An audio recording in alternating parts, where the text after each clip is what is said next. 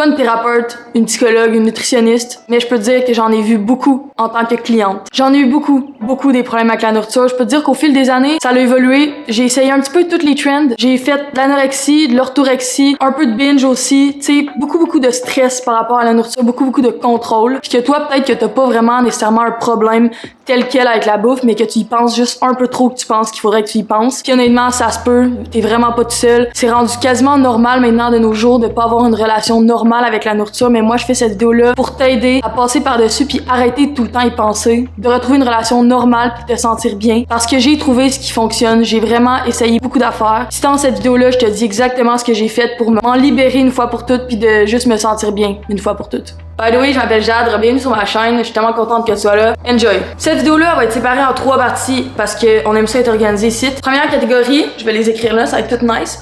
Ça va être tes changements de mindset, tout ce qui est par rapport à ta tête, ta mentalité par rapport à la bouffe. Qu'est-ce que tu vas pouvoir réaliser au moment où tu écoutes cette vidéo-là. La deuxième partie de cette vidéo-là, ça va être tout ce que tu vas pouvoir faire maintenant. Parce que si t'écoutes cette vidéo-là, t'as même pas le choix, faut que tu commences live de faire quelque chose, ok? Tu vas voir, tu vas pas le regretter. Puis la troisième partie, c'est tout ce que tu vas pouvoir faire on the day-to-day chaque jour. Commente sur 10 c'est comment ta relation avec la nourriture dans les commentaires. Conseil numéro 1. Tu vas arrêter de penser à la bouffe quand tu vas arrêter de la contrôler. Fait que le premier conseil, c'est quoi? Éliminer toutes les règles. Genre toutes. La première règle que je veux que tu arrêtes de faire, checker l'heure. En aucun temps, je veux que tu attendes une certaine heure avant de manger. Que ce soit le déjeuner, le dîner ou le souper, si t'as faim, on s'en fout, mange. La seule chose que ça fait à ton corps quand t'attends midi au lieu de manger à 11h parce que c'est trop tôt pour dîner, ça fait quoi? Mais ça fait juste que tu contrôles la bouffe.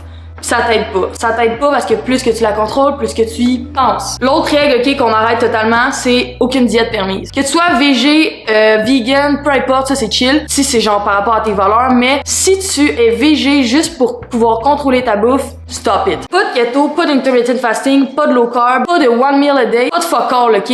Tu vas arrêter tout ça, tu vas juste oublier toutes les diètes. Prochaine règle qu'on élimine, fuck les cheat days. Si tu manges à ta faim chaque jour puis que tu t'écoutes ton corps un peu tout le temps, t'auras jamais le besoin de juste abuser pendant une journée. C'est pas sain pour ton corps et ton esprit de te limiter toute la semaine pour cheat une journée ou une soirée. Cancel! La prochaine chose qu'on va cancel, c'est de mettre une étiquette à une bouffe, ok? Que ce soit ça ou ça. Y a pas de bon ou de mauvais. Oui, il y en a un qui est clairement plus nutritif que l'autre, mais il y en a pas un qui est mal en tant que tel. Ça ou ça, c'est pas la différence? Il y en a un plus nutritif que l'autre. C'est quoi que je veux dire avec ça? Ben, c'est que quand dans ta tête, tu vois quelque chose as bad, quand tu vas le manger, tu vas te sentir mal automatiquement. Tu le sais dans ta tête que t'es comme « Oh my god, je mange ça. Ah, c'est pas bon pour moi. » Faut juste que t'arrêtes de dire ça pis que tu retrouves une attitude plus neutre par rapport à la bouffe. Oui, on remarque qu'en général, on se sent mieux dans la vie quand on mange des trucs plus nutritifs généralement, mais c'est important de garder un équilibre. Si tu manges juste ça dans ta vie, sans ça, jamais, ça va mal aller. Puis mal aller, je parle mentalement. Si tu manges juste ça va mal aller. Physiquement, mentalement, tout va mal aller, ok? Équilibre. Tu veux manger des trucs sains, nutritifs qui te font sentir bien, puis manger les autres trucs moins nutritifs quand t'en as envie, c'est ça l'important. Quand t'en as envie, tu les manges, puis tu vas pas en avoir envie tous les jours, toutes les heures, là. C'est sûr que non, ton corps, il est intelligent, c'est pas ça qui va vraiment te dire de manger. Un autre truc aussi, là, c'est d'arrêter de placer toute ta bouffe qui est malsaine, genre dans l'armoire le plus haut de toi, puis que juste les trucs mauvais soient là. Ce que tu veux faire, c'est de mettre un peu tout ça mélangé. Tu sais, là, j'ai mes petits trucs santé, j'ai ma petite fondue au chocolat, là, j'ai mes petits kisses, là, j'ai mes petits trucs santé. Tu sais, mixe ça, là, comme ça, c'est plus neutre dans ta tête. Si tu mets vraiment une séparation dans ton placard, good, bad, ça l'aide pas. Conseil numéro 2, ton corps va changer. Ok, je vais pas te bullshiter ici, je peux pas te bullshiter ici. C'est sûr que tu sais que ton corps ne sera pas exactement pareil quand tu focuses à 100% du temps sur ta bouffe versus quand t'es libre et que tu manges ce que tu veux et que t'es bien. Mais c'est pas juste ton corps qui va changer.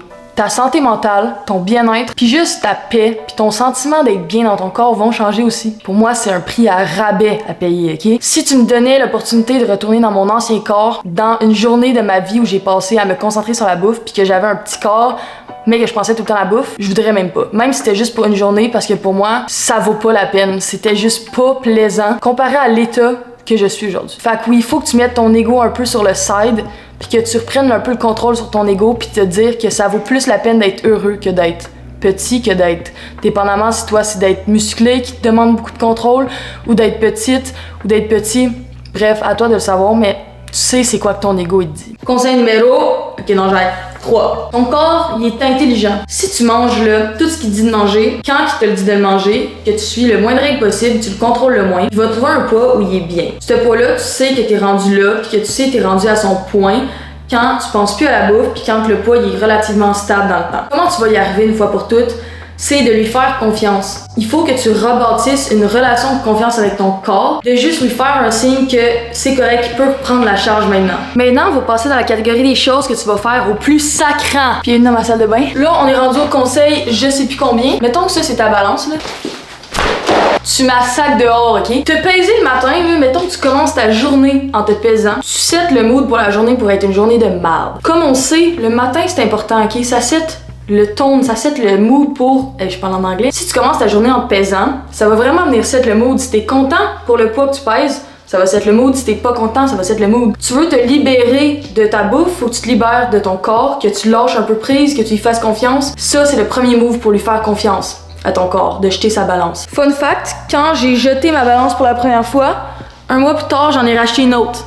Don't be like me, be strong. On est rendu au conseil 5. Celui-là, ça va être de prendre ton téléphone et de supprimer toutes tes applications de calories, de tracking, de marde. Peu importe c'est quoi la tienne, il y en a tellement qui existent maintenant, delete that shit, ok? Ça, c'est un autre move de confiance envers ton corps. C'est un mouvement de let go. Tu te détaches, tu fais confiance, c'est important de le faire. Pendant que t'es sur ton cell, profite-en donc pour faire mon conseil numéro 6, qui est de unfollow toutes les comptes de marde sur YouTube, TikTok, Insta, peu importe c'est quoi que tu check. Delete les comptes que quand tu scrolls puis tu vois ces photos-là, ces vidéos-là, ça te fait sentir comme la marde dans ton corps. Je sais que tu sais exactement de qui je parle, je sais qu'il y en a qui sont venus dans la tête, unfollow that shit. Le contenu que tu consommes chaque jour, ça l'affecte vraiment comment tu te sens chaque jour. Puis ça va affecter ton bien-être, ta santé mentale. Fait que c'est important de te libérer de ça. Puis après avoir unfollow, tu peux follow des comptes qui sont inspirants pour toi. Je vais t'en mettre des exemples dans la description de comptes que je trouve qui sont vraiment inspirants puis que ça m'a beaucoup aidé moi dans mon cheminement. On est rendu à la catégorie ce que tu vas faire tous les jours. Parce que c'est important de mettre l'énergie tous les jours pour voir du progrès. Arrête de compter les calories. Tu vois là, ce petit chiffre-là, là, ça veut dire quoi? Absolument fuck all. Si toi tu comptes les calories depuis quand même longtemps, c'est vraiment rendu intuitif, tu regardes ça, tu sais qu'une cuillère à soupe c'est 90 calories, tu sais. Fait que là ce que tu vas faire tous les jours, c'est que dès que ta tête va commencer à compter les calories d'un repas devant toi ou de n'importe quoi, tu vas l'arrêter. Tu vas faire hey stop, genre dès qu'il commence à compter tu fais stop, puis tu vas penser à autre chose à la place. Un peu dans la même lignée, quand t'achètes de quoi, ne regarde pas l'étiquette. Fais juste faire l'effort consciemment de genre pas la regarder. C'est tellement libérateur de juste acheter des choses parce qu'ils te tentent, puis parce que t'as donné juste le goût, tu sais, t'es pas obligé de tout le temps savoir combien de calories dans les choses. Le prochain conseil, ça va être d'arrêter de prendre des photos de tout ce que tu manges. Plus tu y mets ton attention, plus tu donnes de l'énergie, plus que tu mets ton focus sur la bouffe, puis moins c'est bon. Les seuls temps que je te donne le droit de prendre une photo de ce que tu manges, c'est si ce que tu te cuisines, c'est genre la plus belle affaire que t'as jamais vue de ta vie, puis t'es impressed de toi-même, puis t'es fier de toi, prends ta photo. Deuxième chose, c'est si tu vas dans un restaurant vraiment fancy ou même juste un restaurant pis c'est vraiment beau ton assiette, go for it. Mais tout ce qui ne rentre pas dans ces catégories-là, non. Sans même pas ton cellulaire, ça vaut pas la peine. Le prochain truc, ok, c'est que si un aliment te fait peur ou te stresse un petit peu, tu sais qu'il y a du travail à faire par rapport à ça, puis ce que tu vas faire, c'est de convaincre ta peur. Le meilleur truc que tu peux faire contre la peur, c'est de faire de l'action. Moi, ce que je conseille, c'est de t'en manger un petit peu de temps en temps, convaincre ta peur, puis de réaliser que les aliments, ils vont pas te faire de mal, puis qu'il y a absolument rien là à manger cette chose-là. Je te donne un exemple. Dans ma vie, il y a un point où j'avais peur de l'huile d'olive. Je l'utilisais jamais quand je cuisinais. Je l'ai utilisé plusieurs fois, j'ai convaincu ma peur.